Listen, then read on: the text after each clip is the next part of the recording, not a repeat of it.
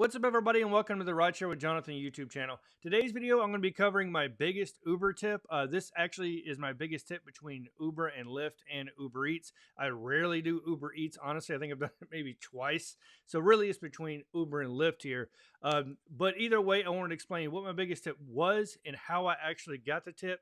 But if you haven't already, make sure you check out other videos I have on this channel. I'll put a card up, or this side, I think. I don't know, one of the sides on how to get bigger Uber and Lyft tips in general. But let's go ahead and get started on my biggest Uber tip.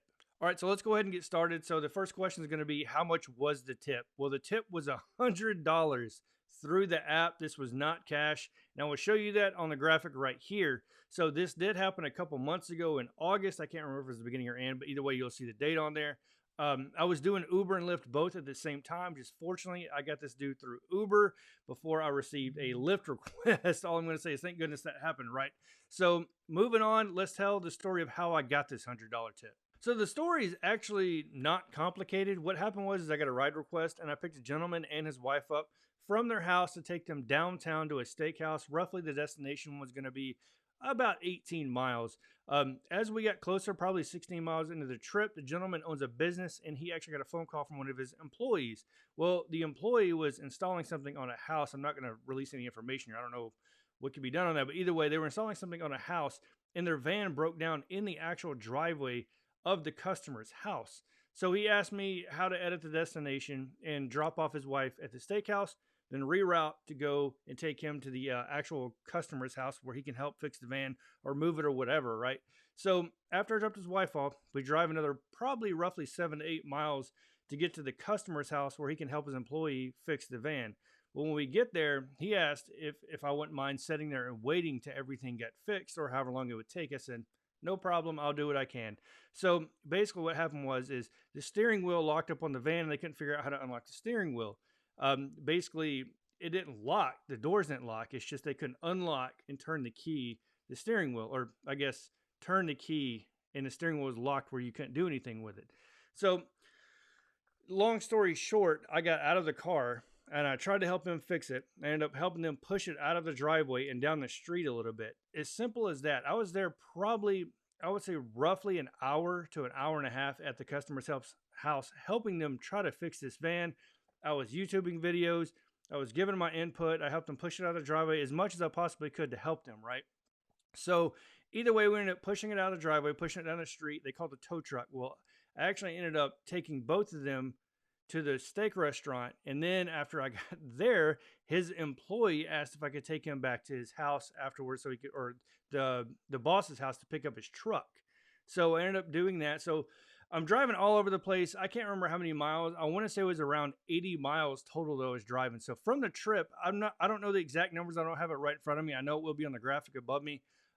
It was roughly between 70 and 80 bucks. I want to say it was like $77 for the trip itself. And the guy, once I dropped him off at the steakhouse with his wife, he's like, man, I'm going to give you a great tip, all this stuff. He's like, trust me, you try to help me, you try to do all this stuff. And of course, like every Uber and Lyft driver possible, I'm like, yeah, right. I hear this all the time. Or at most, I'm expecting maybe a $3 or $4 tip. After I drive his employee back to his house, drop him off, that's when he obviously got the notification that his ride ended. And I'm not even joking. Probably 20 seconds later, it said, great job, you received a tip. And I saw that green $100 thing come across the top. So roughly I made, I want to say $178 off of 80 miles and probably about 2 hours and 20 minutes total. So we're talking what? Roughly $83 an hour driving this dude around. Very amazing trip, obviously. Very grateful for the $100 tip. Here's the thing when it comes down to it, as an Uber and Lyft driver both, be a mensch, be human, right? Help these people out. If they need help, help them out. If they're old, open a door. If they got a handful of groceries, open a door, open the back, whatever you need to do to let them get in without breaking the policies obviously Uber and Lyft both have in place, right? That's how you receive these tips. Roughly 30% to 40% of my rides, I receive tips, and people keep asking me how in the world that happens. It's because I'm nice. I talk when I can tell they want to talk, and I shut up when I can tell they don't want to talk. They look like they're having a bad day, and they don't want to talk, keep your mouth shut. What I typically do is I gauge it within the first 10 seconds by something as simple as if they get in the car, hey, got a car charger back there, and I ask them how their day's going. If they want to continue talking, they're gonna continue talking and keep talking to me. If they don't, I keep my mouth shut and I drive, and I still receive the tips. My buddy of mine, JPC, who I got starting doing Uber, told me the same thing. He's like, man, you gave some great advice when you said just keep your mouth shut a lot of the times. He's like, you can tell they don't want to talk.